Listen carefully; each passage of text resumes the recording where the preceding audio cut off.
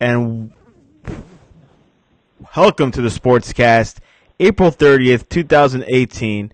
If you haven't yet, please subscribe in all our platforms, including YouTube and iTunes.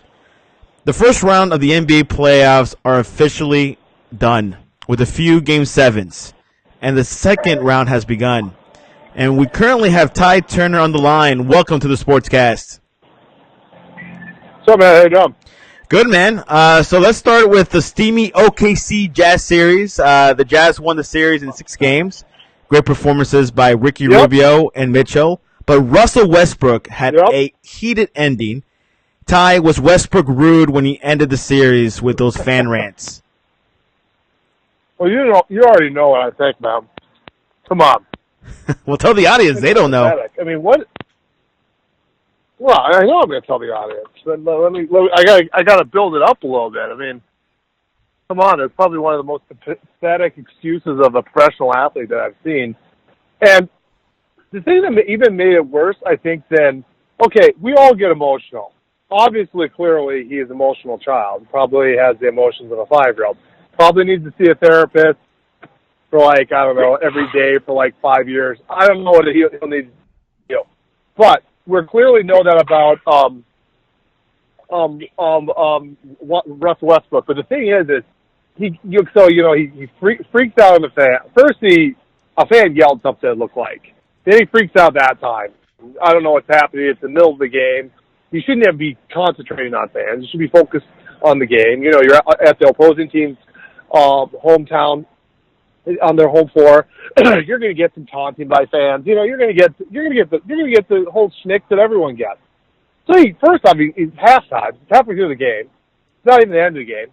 And he's freaking out towards the fan. Looks like the fan, yelling obscenity, whatever. Okay. Then you lose the game. And then someone's taking a picture of you, and you go into the crowd. Whether the person was leaning over, it doesn't really matter. Earlier this year, and he pushed him, and he said fans can't do that. But what happened at the Jazz game, where fans are yelling at him and taking a picture of him? Fans are allowed to do that. You're paid ridiculous amounts of money to play a stupid game, while the rest of us have to struggle working 40 hours a week, doing difficult professions, just not saying being a professional, and basketball in general gets paid an exorbitant amount of money. I think basketball is probably the most overpaid of all of the sports, just because they don't necessarily get the best viewership. The viewership's been down pretty much. I am not looking at the numbers right now, but it's been on a trajectory of being down for years. You get paid an exorbitant amount of money and to play a sport. You're on the other team's home floor. It's during the playoffs. You're going to get some taunting. No one went out onto the floor to confront him. People were yelling from the stands. He not once, but twice. And then the second time, he actually touches the fan, grabs the phone or whatever away. Technically, that's assault. And what the flip are you touching a fan for? And then he blames it on the fan. It was pathetic. He's honestly, I'm done with Russell Westbrook. I'm done with him. Well, I don't like him. This is a story. If I was commissioner, I'd kick his butt out of the league. Yeah, I mean, I would find him. I don't want to hear a story. I would find him. Westbrook reacted violently. Fine him? Yeah, or maybe suspend him for a couple of games. I don't know. No, suspend him. Suspend him 10 games. Westbrook reacted violently, which many believe was a response to the fan talking some smack to him. Recently, the fan aired his side of the story, along with a video that proves that he said nothing to provoke the Thunder star. Russell Westbrook says, "I didn't confront the fans. Fans confronted me. Here in Utah, man, a lot of disrespectful, vulgar things are said to the players here with these fans. It's truly disrespectful. Talk about your families, your kids. It's truly disrespectful to the game, man."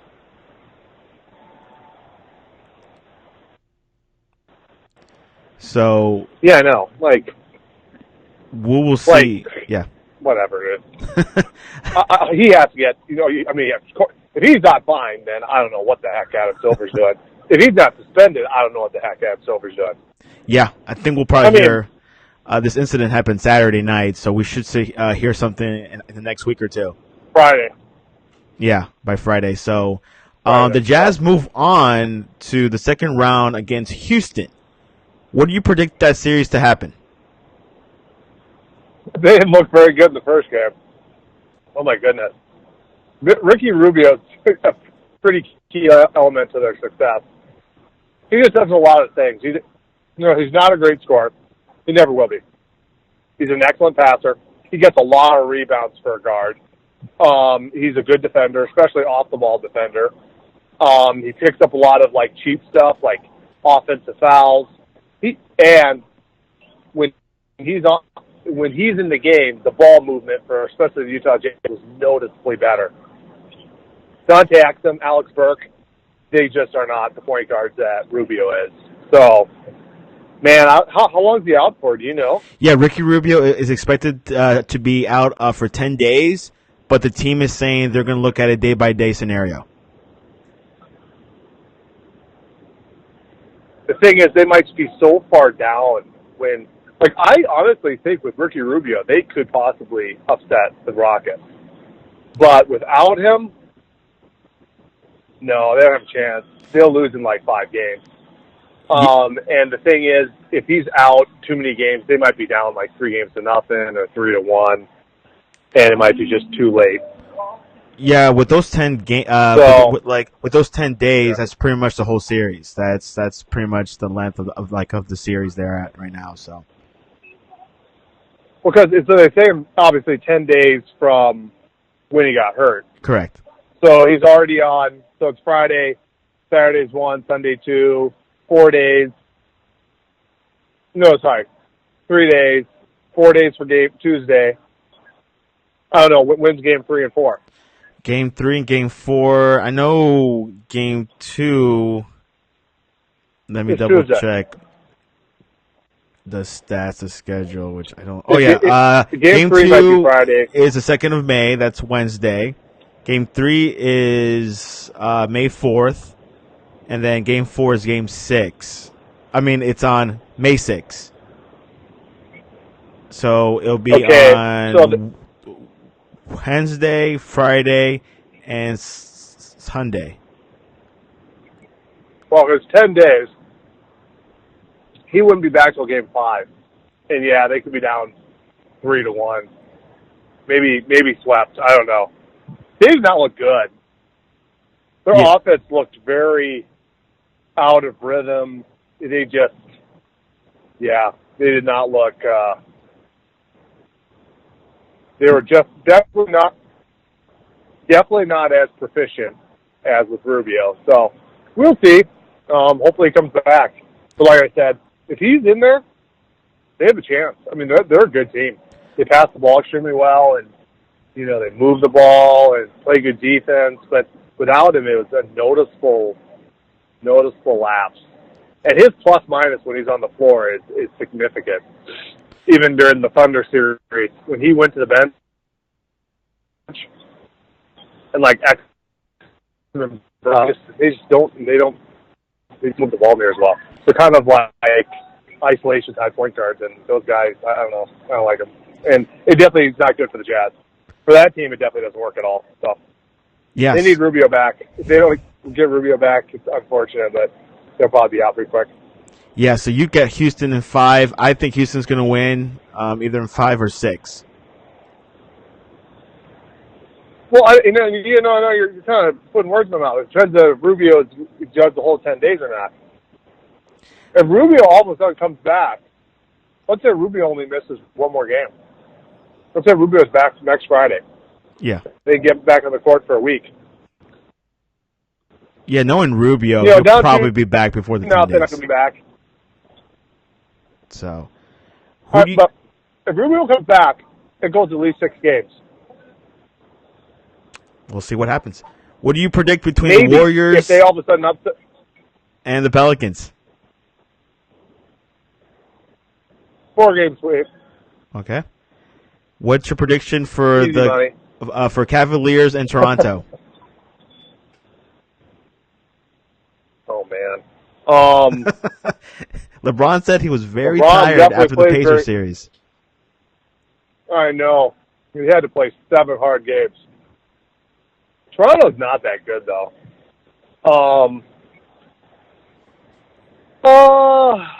You know, I don't know, dude. I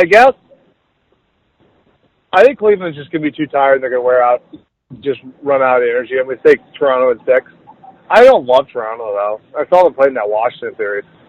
They definitely struggled more than they should have. But I'll say Toronto in 6. Toronto has more depth than Cleveland. I mean, well, yes, Cleveland and Indiana, but they have more depth than Indiana. So we'll see what happens. Toronto is not the playoff. You know, they're good in the regular season, but they don't really perform the best in the playoffs sometimes. Definitely was a downturn in the play. Yeah, and they struggled with Washington, so we'll see. But Toronto is healthy. They got more depth.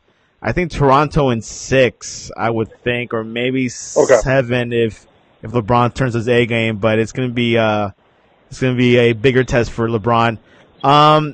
Philadelphia and Boston. What do you think? I'd say Philly in 5. I think Boston had a really tough series, and Jaylen Brown might be out. He has a hamstring injury, like Rubio. So if he can't come in, I mean, they're already missing Kyrie Irving. If they're missing Jaylen Brown, it's probably him and Jason Tatum. They did get Marcus Smart back, but yeah, right now I'd say 5 games, Philadelphia. Philadelphia in 5 games. I say the same thing. I actually told someone in the bathroom Philadelphia will win in 5 games. That's an interesting conversation we have in the bathroom. Hey, it's just, bathroom men's conversation. It's the only thing we could talk about in the men's bathroom. Okay, on to the NFL draft. What are your thoughts? Any surprises, or this is what you think would have happened? Well, did I talk to you? Did we do a podcast? Did we do just before? We did the before podcast, the prediction, and you had, I think, let me pull up your predictions from last week so I can make sure. Oh, I was completely off. So if we me too. After, I mean, how off was I? I was terrible. Yeah, you picked Sam Darnold to be first. It turned out to be Baker Mayfield. You said Bradley Chubb for the Giants. Barkley went to the Giants. And Sam Darnold went to the Jets, and you said Baker Mayfield went to the Jets. So you kind of had to reverse those two. No, I had a ton. I mean, I was off on so many picks. I mean, it was kind of incredible. I don't know what I got right. I'd have to go back and look, but it was very unpredictable, man. It was an unpredictable draft, to say the least. Who do I think? Do you want to know some teams I thought did very well? I'll just name them. Do you think Baker Mayfield deserved to be number 1? Did I have him going number 1? I mean, did you? Were you surprised he went number 1? Yes, I was, and I don't think he's the number 1 draft pick. No. Awesome. I think I sent you a message later on, but I think Baker Mayfield was a very good college player. Obviously did amazing things at Oklahoma, was a 3-time All-American, Heisman Trophy winner, twice made the college football playoffs. But I just do not see him being it's one, Cleveland's been a struggling franchise. They do not have a ton of weapons. I don't know. I foresee, obviously it's a tough situation. They've won 1 game over the past 2 years. Hugh Jackson's still coach there, but he's probably on his last leg if he doesn't turn it around. They have some talent. They have gotten, obviously, 2 number 1 draft picks in back-to-back years. Sorry if you hear noise in the background. I'm driving around. No, I don't foresee Baker Mayfield living up to his number 1 billing. Yeah, a lot of people compare him to like a Russell Wilson or a Drew Brees. But they remember Russell Wilson and Drew Brees stepped into much better situations too. Like New Orleans had a pretty good team when Drew Brees was there. He didn't do a lot with San Diego. He was not bad, but it was when he got traded to New Orleans. And New Orleans had a good, obviously great coach in Sean Payton. They had a pretty good team. I think they were in the playoffs between the first year he was there. And then Russell Wilson, of course, went to Seattle under Pete Carroll. They had the best defense in the NFL. And even in general, Mayfield's not near the athlete of Russell Wilson. Russell Wilson ran a 4.5 combine. Russell Wilson was drafted in the major leagues. Mayfield's not that. He's a 4.8 guy. And even like and Drew Brees, probably more similar to him would be a comparison. I mean, his ceiling, if it's Drew Brees, that's a tremendous career. It's a Hall of Fame career. It's a Super Bowl winning career. But I don't know. I don't see it. So no, I think it was a little bit of a reach. I would have gone with Sam Darnold. The fourth pick, the Browns chose Denzel Ward. Was that a good choice for the fourth pick? No, I think it's a little bit of a reach. He's a good player. Cornerback from I would Ohio have drafted State. Bradley Chubb. And Bradley Chubb went to the Broncos, which people said that was a smart move. Very good pick. He'll be a rush end, bookend, opposite Von Miller. And our Josh Rosen fell to the Cardinals, number 10th. Do you think Rosen was a little bit, kind of wish he went higher? Josh Rosen needs to realize he hardly won over 500 games at UCLA. He also missed half of his sophomore season with a shoulder injury and missed 2 different games, including the bowl game last year with a concussion. What has Josh Rosen really done? He needs to get over himself a little bit. And then saying there's 9 mistakes ahead of him, an extremely... Where they found some interesting comments on Twitter, which might have cost him a couple places, but he still got 7th, and he's going to the Bills, and it's both a win-win situation, I think. Yeah, that seemed a little bit. I don't know, something fishy about that. Comes out the day before, something he did when he was like 16 years old. I don't know. Sounded like the Bills might have leaked that information so the Browns wouldn't draft him. And your Packers got Jared Alexander. Hold on, let me talk. Okay. I think Sam Darnold ends up being the best quarterback of the 4. Okay. I like the situation he stepped into. I like that he's going to play under Josh McCown the first year, probably won't have to play. I like his situation best. And I think he ultimately, I think it's just as long as he's not such a gunslinger, I think he ends up doing pretty well. I think he ends up being the best quarterback of the 4. Top 4. Yeah, Josh Allen is... Go ahead. Is definitely one of the best. We'll see how he does with the Bills. The Bills need a quarterback, and I think this might be the best. No, I said Sam Darnold. Can you hear me? Yes, I can hear you. But I'm just going back to Josh Allen. I didn't say Josh Allen. I said Sam Darnold. Yeah. Well, Sam Darnold, most complete quarterback, and I still think he would have been the safest quarterback for the Browns. But obviously, they chose hype over, I guess, skill. So you think Baker Mayfield's just hype? I mean, he's a good quarterback, but obviously he's a popular quarterback. He's probably popular, more popular amongst the women than anything else. But he might bring that spark. I know he's more responsible than Johnny Manziel, so perhaps this might be good for Cleveland. We'll see. So do you like the first pick of the draft? Not really. I would have chose something else. I would have chose Saquon Barkley, and then the 4th pick go for a quarterback. Get the good valuable stuff out of the way. But that's Who did you have going first at the quarterback? For a quarterback, I had the Giants going Sam Darnold. Okay, and then you had the Jets going with who? With Rosen. Rosen. Okay. Well, where'd you have Allen going? Allen, I think it probably was the Broncos. I think I gotta double check. And then where did you have Mayfield going then? Boy, let me see predictions NFL draft, and I don't have it with me. Wait, I actually do.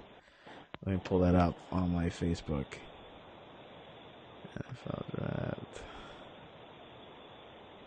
Da, da, da. Actually, I have it on my Instagram, so let me double check. I had it posted. Okay, I had Saquon. Okay, Baker Mayfield. I had him going. Had him going to the Broncos.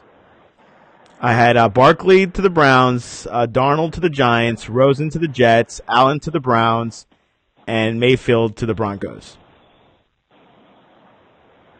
Oh, okay. So you had the 4 of the first 5. Yeah. So it turned out a little different than you had it too. Way different. It turned out very different than what you had it. Yeah. So you pretty much were swinging and miss just like me. Anyways, on to my Packers. Pretty good draft for them. Like it. I didn't like it that much at first. I still wouldn't say I love it, but I like it. They traded down, got the Saints' number 1 pick next year. First 2 draft picks were cornerbacks. Number 18 pick, Jair Alexander out of Louisville. An amazing returner. He's a great returner. I mean, I remember him in college because I watched him a lot because tried to keep an eye on your boy, Lamar. And I saw him play against Clemson, took one to the house. No, not against Clemson. He had an interception. He had 2 interceptions against Clemson. He took a punt return to the house against Florida State. Had a very good sophomore year. Was injured a little bit the junior year, but he's a dynamic guy. And then you got Josh Jackson, 8 interceptions. He had 2 pick sixes against Wisconsin. A big corner. He really has good ball skills. So I like them. 2 good corners. And then you draft 3 wide receivers in the later rounds. Aquilini St. Brown was really good under Kaiser. He just didn't do a whole lot last year. And Scantling can fly for USF. I saw him play. He can really run. And Brown out of Missouri was a very good receiver. I think he's second team all SEC. Catching balls from Drew Lock. But yeah, pretty good draft. I like between the 3 late round receivers and some solid corners at the beginning and a couple edge rushers. But to the Steelers. He could have been 6 quarterbacks in the first round, but he dropped to 76. What are your thoughts?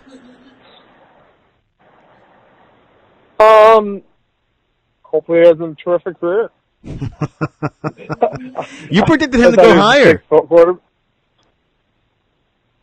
I did. I actually had New England drafting him, but once New England passed on him, I didn't think any other team was going to take a flyer on him until I knew once New England didn't draft him, I was looking at the rest of the board, and I knew Packers, of course, and I knew I'm not looking at the draft right offhand. See if I can. I forget who the end of the draft and I didn't see who's drafted at the end of the first round. In the first round, I didn't think the Eagles weren't going to draft him. I had a feeling that the Vikings weren't going to draft him. Obviously, they put all that money into Cousins. I didn't think that. Give me some teams. Who's in? Steelers. Well, Steelers did end up drafting him. Yeah, but I didn't think they'd draft him in the first round. The Ravens got Lamar Jackson. Yeah, and they traded down, and I knew it once Lamar was dropping. I had a feeling that Lamar was going to go before Rudolph, just because he was a more successful college quarterback. So I just had a feeling when people were passing on Lamar that they were going to pass on Rudolph. And then obviously Lamar ended up being the very last pick. The Ravens traded back up with the Eagles in order to get him. And then I kind of knew at that point that Rudolph was probably not going to go until the 3rd or 4th round. And a team that maybe had an aging quarterback would take a flyer on him as a 3rd-round pick, and that's what happened with the Steelers. So, yes, I thought I predicted a shocker that he was going to get picked by New England, but once he didn't, I kind of thought he was going to fall to the 3rd round, and he did. The Raiders drafted Colton Miller. People thought that was an unusual pick. For obviously John Gruden is the coach of the Oakland Raiders. Derwin James tumbled to number 17.